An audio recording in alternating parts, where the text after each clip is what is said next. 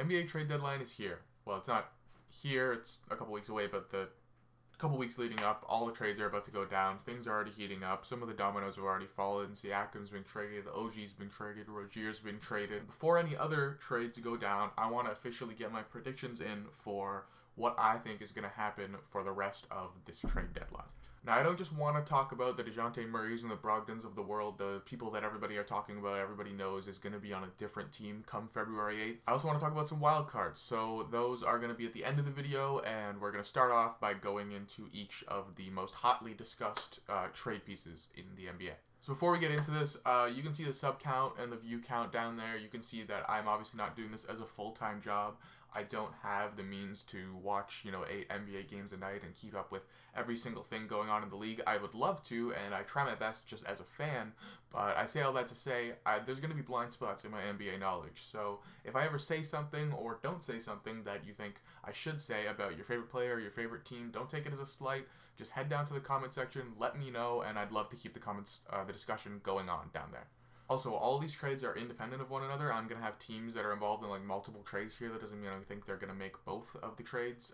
It's just individual predictions for each trade piece. All right, so let's get the easy one out of the way first. DeJounte Murray is clearly going to be a Laker. The rating's been on a wall for a long time. He wants to go there. They want him there. It's basically been reported that the only holdup is that the Hawks want a third team to take on the contract of D'Angelo Russell, and I think that third team is going to be the Nets. So I think the Hawks will acquire Spencer Dinwiddie, Max Christie, and the Lakers 2029 first. The Nets will take on D'Angelo Russell's contract and get a couple seconds from the Lakers for their trouble, and then the Lakers will obviously get DeJounte Murray. I think there's enough reason for every team to be involved in this trade.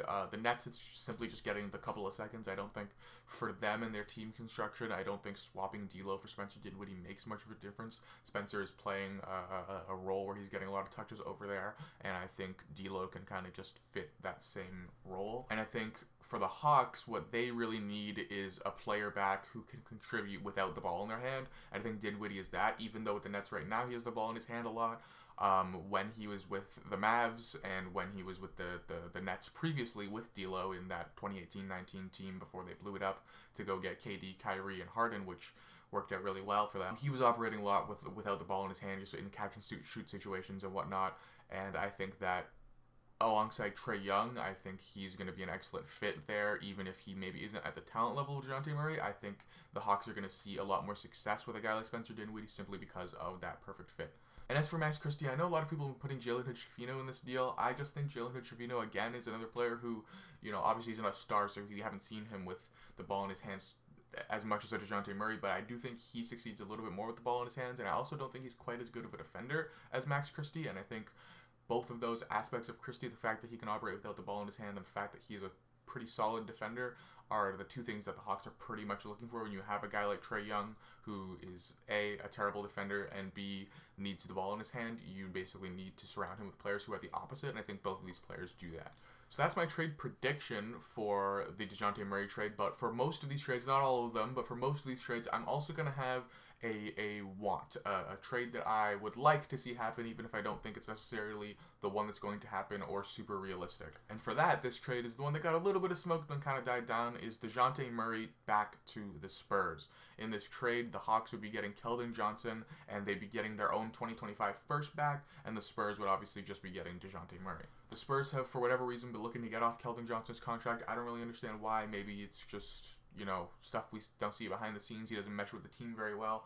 But the Hawks get a nice young player in Keldon Johnson to surround Trae Young with, and then they get their pick back. So it's kind of an assurance of, hey, if this trade doesn't work out, at least you have your pick back and you can get like a top 10, maybe lottery level pick. And then the Spurs obviously get DeJounte Murray. They get their PG to put beside Wemby, and in the offseason, they can really start to make moves to try to build that team around Wemby, accelerate that timeline, and maybe look to a play-in spot. I mean, hell, depending on the elevation or the progression of Wemby, it's possible that they could just be in the playoffs straight up, top 6 seed next year, if they make enough moves in the offseason after this DeJounte Murray move. The next piece that seems pretty much certain to move is Bruce Brown.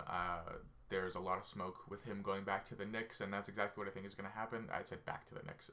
He was never a Knick, but him going to the Knicks, and I think that's what's going to happen. And I think it's going to be for pretty much the rumored package of Fournier, Quentin Grimes, and a first. The Raptors can really take whichever first they'd like more, I think, of the Dallas pick or the Knicks pick. The Dallas one's top 10 protected, but I don't think Dallas are going to be that bad. They've been solid this year. They've had their injury troubles, but when you have Luka, I think you're pretty likely to not get a top 10 pick unless you do, of course, what they did last year where they just Mark Cuban just said, yeah, we don't give a shit, we're just going to tank. But yeah, I think that this is the kind of trade that just makes sense. The Raptors get a nice young player, they get a first. The Knicks have been looking to get off that Fournier contract for a long time, and this is the kind of piece in Bruce Brown that I think is worth getting off that Fournier contract for. I know that a lot of Knicks fans want to hold that contract until they can go take a swing for a big superstar, but at this point, wouldn't you rather have Bruce Brown as the kind of player that you can trade for a superstar? It's a much more valuable asset for pretty much the same amount of money. So when that superstar becomes available, you've seen how good you guys are right now without Bruce Brown. So you could certainly flip Bruce Brown for a superstar, and I don't think you're going to lose a lot there. Also, something I forgot to mention here. I would not be surprised at all to see Bruce Brown go to a completely different team, to see just a surprise team come in and take Bruce Brown because of how many teams are apparently coveting him. I wouldn't be surprised to see it's not going to be the Knicks or any other team that we're thinking of, and it's just going to be some fucking random team that nobody's been considering at all. And I actually don't have a trade for what I would want to happen because as a Raptors fan, this is the trade that I would want to happen. I think this is a great trade. I know I just mentioned I was a Raptors fan, but I'm also a Pelicans fan. It's kind of like a 1A, 1B situation. I don't even know if it's a 1A, 1B situation because I couldn't tell you which one's A or B. But anyway, I love both teams. They're both my favorite teams. And this next section, I want to talk about the Pelicans and what they might do at this deadline. So first I want to talk about that bullshit report that dropped maybe a week or so ago that said that Herb Jones was being likely to be moved from the Pels. The Pels are shopping Herb Jones. They're looking to trade Herb Jones. I think a lot of Pelicans fans saw that and thought that seems like what I said before, bullshit. But a lot of people ran with it. Reddit, Twitter. It was. I mean, Herb Jones was like the 7th most traded person on the trade machine a little while ago. He's dropped down since because Mark Stein came out and said. I believe he said he was told very strongly that Herb Jones is not likely to be moved. So that is basically the Pels front office saying, you know what, the trade deadline's coming up. I don't feel like dealing with 29 teams calling me about Herb Jones. Can you report this so nobody picks up the phone and bothers me because I am not trading this man? And absolutely makes sense. He's on fire from 3 lately. He's a lockdown defender. They've got him locked up for 4 years. When that initial report came out, I was like, this makes no sense at all. Why would that happen? And as it turned out, the guy who reported it was not a reporter. It was a guy who was basically making a list of 30 trades that NBA teams should do. And when you're making a kind of list like that, you're going to just kind of have to pull a couple out of your ass because there's no smoke with a couple of teams.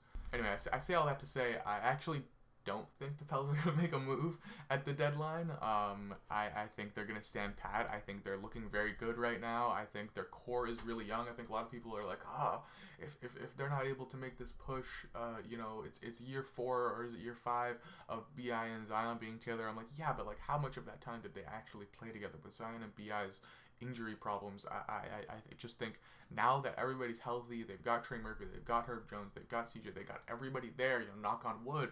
I think you see what you have this year in the playoffs and then adjust accordingly in the offseason and next season. I know that they might not want to extend Jonas, but that's just what I think is what they're going to do, and I think that's the right play. But if they were to make a trade, I think the place that, like I said, has had the most smoke is Jarrett Allen and the Cavs. I think the Pels are looking for the kind of guy who can sort of anchor the defense, and I think the Cavs are looking for a better fit alongside Mobley. And Jonas isn't exactly a stretch 5, but he does provide a little bit of spacing, and that offense next to the defense of Mobley I think is a much better fit. So in this trade, I have the Cavs acquiring Jonas Valanciunas, Dyson Daniels, Milwaukee's first, and the Lakers' first from this year, and then I have the Pelicans acquiring Jarrett Allen. So while this deal does make sense for all the reasons that I said before, it's kind of the deal that maybe would have made sense 3-4 weeks ago, a month ago, but since then, Mobley got injured, Jarrett Allen has been hooping out of his mind, and also Herb Jones has been hooping out of his mind. And I know Herb Jones is involved in this deal, but the reason I say that is because when you get Jarrett Allen, what you would basically do is move Herb Jones to the 6-man spot,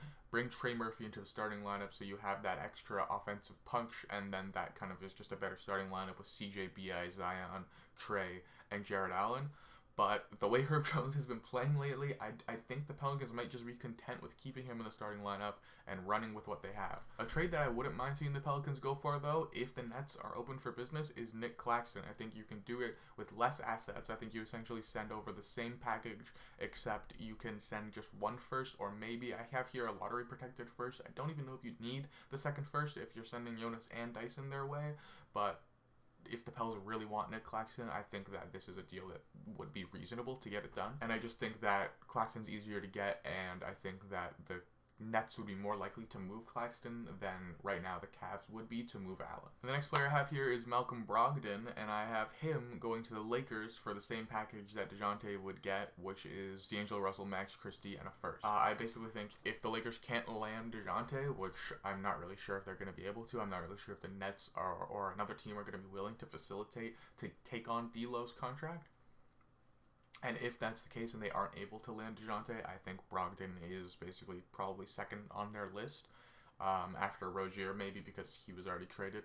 But Brogdon, I think, would be next up, and I think that this is a kind of deal that could get it done. And again, I'm taking Christie here over Jalen Schifino for all the reasons I mentioned before. With Atlanta, I just am higher on Christie personally. I don't know. I mean, you can really, it's really whoever the Blazers are higher on. And the next trade that it's my want to trade, but even as a Pels fan, I don't know if I really want it. I'm kind of nervous about it. But if the Pelicans want to go to the route of having a premier playmaker rather than the sort of playmaking by committee strategy and play style that they've been playing with, this would be the move to get it done, and it would be Malcolm Brogdon and Matisse Thybulle to the Pelicans in exchange for CJ McCollum, Dyson Daniels, and the Pelicans 2024 first. I'm not really sure if the Pelicans would want to do this deal because CJ's playing out of his mind lately. He's shooting 44% from 3 on over 8 attempts.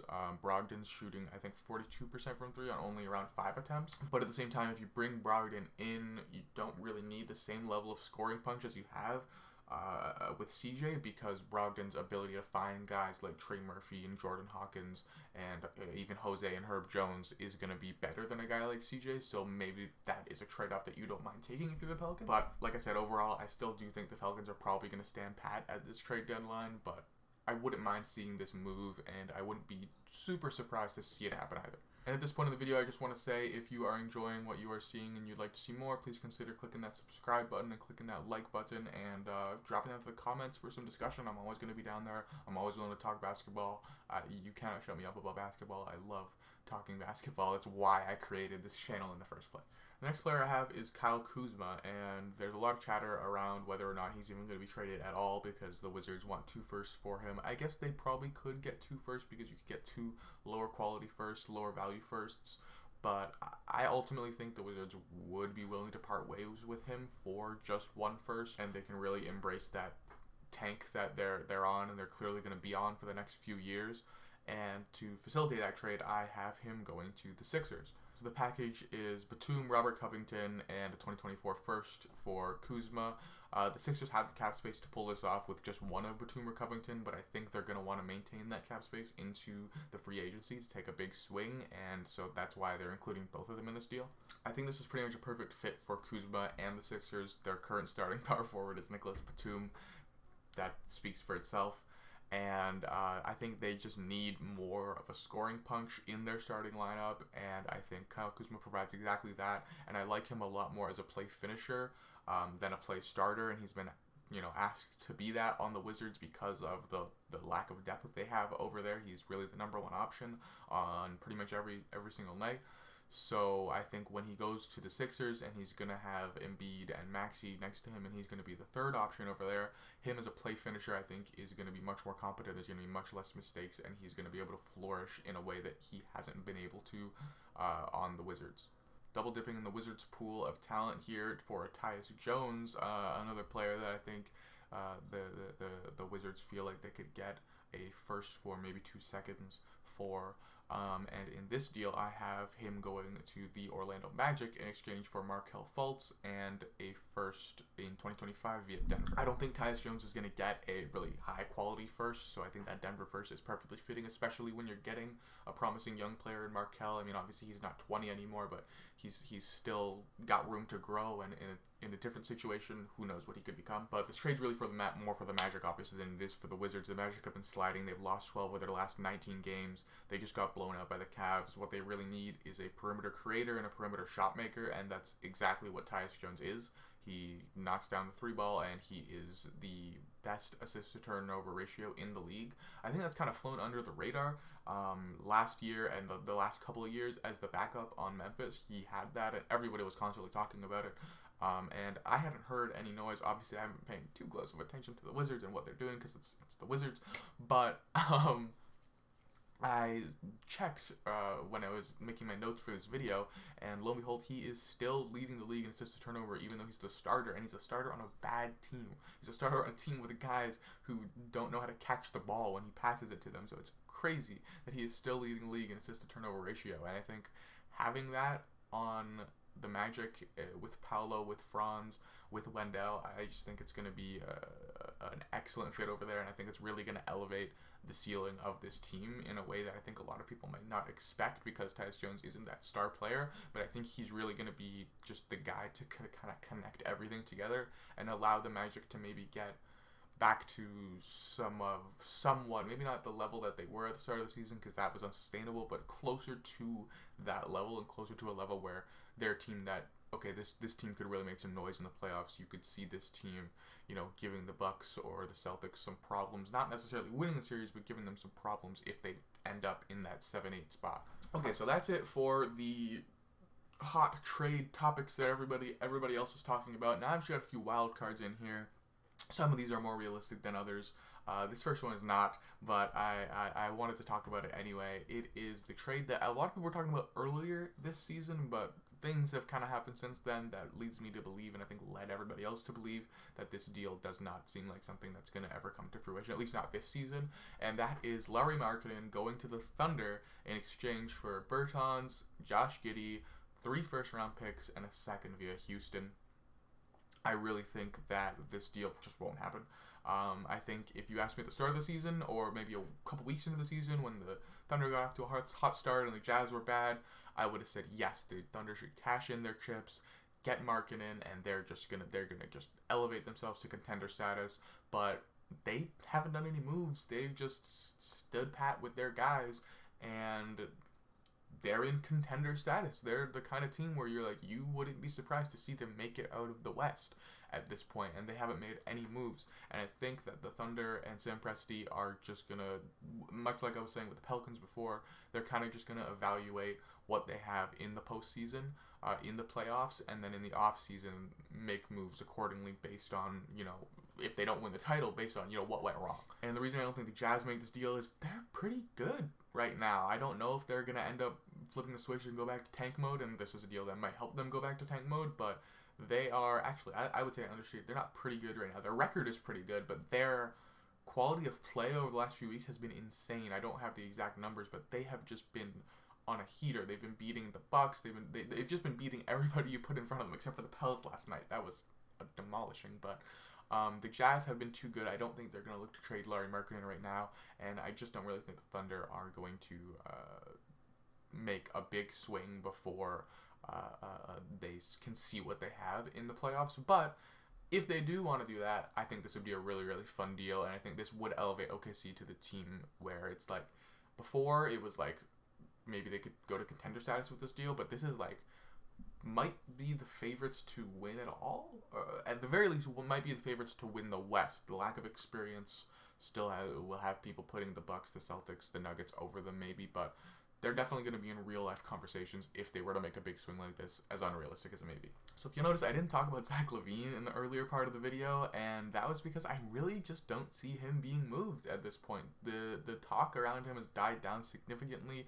I don't know if there's maybe a team that will want to take him on, a surprise team out of nowhere, but it's just the issue is, again, with that contract, the $40 million. He's a great, great player. He can add a lot to a team, but $40 million for 4 years, it's just a lot. It's a tough ask, but he's in this wildcard section, and in this wildcard section, I have him going to the Warriors in exchange for Klay Thompson, Moses Moody, the Warriors' 2026 first, and Atlanta's 2026 second.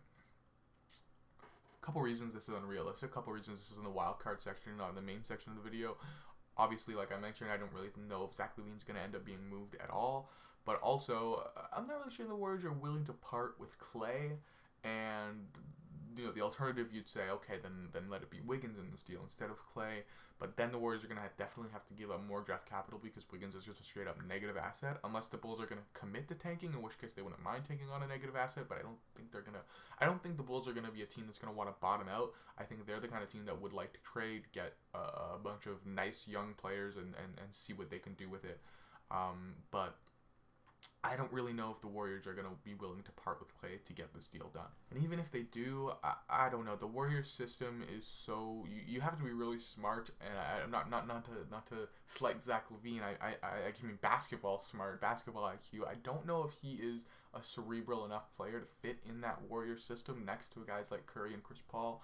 But, I mean, the Warriors got to do something, so I wouldn't be super shocked to see them make a move like this, a desperation move, getting Zach LaVine and just seeing where the hell it goes, because you've got Curry, he's getting older, and you need to do something to try to win while he's still performing at the level that he is. Okay, the next one is really a little, it's not crazy, but it's you might look at it and say this is a terrible deal, but hear me out. It's the Kings taking on Bojan Bogdanovic from the Pistons in exchange for Trey Lyles, Davion Mitchell, and a 2024 second, a 2025 second. Now, I know what you're thinking. The Pistons' biggest problem is that they have no shooting, and they're giving up their best shooter for two guys who aren't really great shooters. I mean, okay, Trey Lyles is actually a pretty good shooter. That's a slight to Trey Lyles. He's shooting 38% on the season, but Davion Mitchell is abysmal. He showed signs in his first season or two, and he's just been terrible this season. Maybe a change of scenery would change things. I doubt it. This trade is pretty much, for me, the Pistons committing to being fucking terrible this year. They are already on track to be the worst team in the history of the NBA, and I think if you make this deal, you will be that. And I think the Pistons are just really want that first round pick.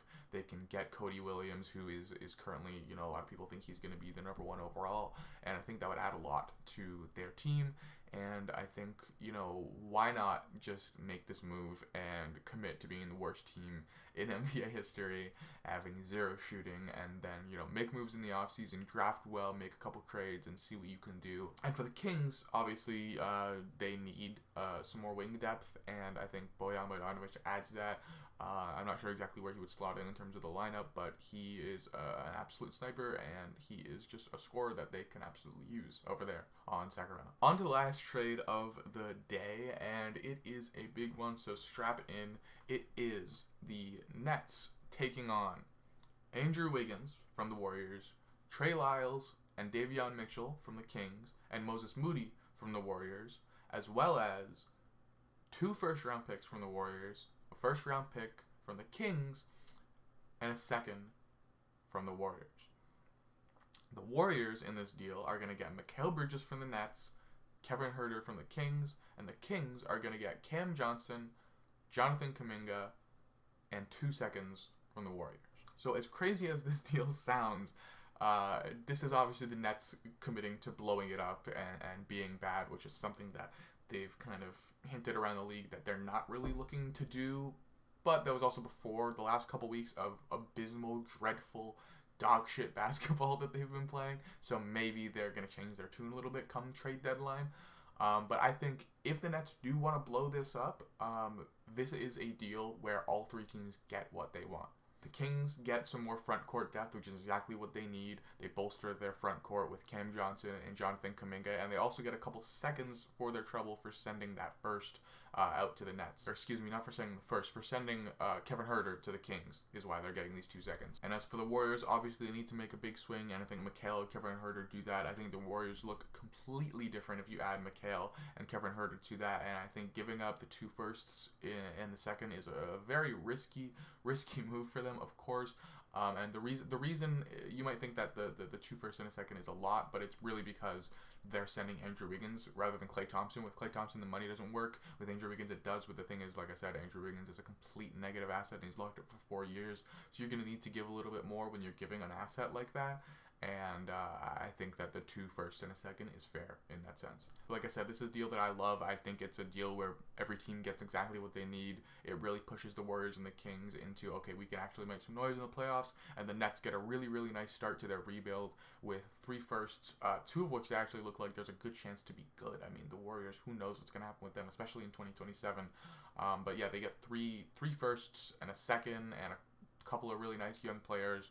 Nobody is going to be a superstar. You know, Moses Moody and Davion Mitchell aren't certainly going to be stars, but they're certainly guys who can put around the kind of stars that they're maybe going to draft in the future. And so those are my predictions and my long shots and my wants for the NBA trade deadline. Let me know if you thought I was really far off on any of these. Let me know if you like any of these deals, and let me know your deals in the comment section below if you have something crazy. I don't want to hear any Malcolm Brogdon deals. I don't want to hear any, Kyle Kuzma to the Lakers. I don't want the boring stuff. Give me some crazy deals in the comment section that you think would be fun, realistic. I don't care. Just give me some deals that you think would happen. Please do consider hitting that subscribe button if you enjoyed what you saw, and hitting that like button. It goes a long way. And I'll see you guys. Well, my next video is going to be all-star ballots, but I imagine before that goes out, there's probably going to be some trade that goes down that I'm going to want to talk about. So I'll probably see you guys then.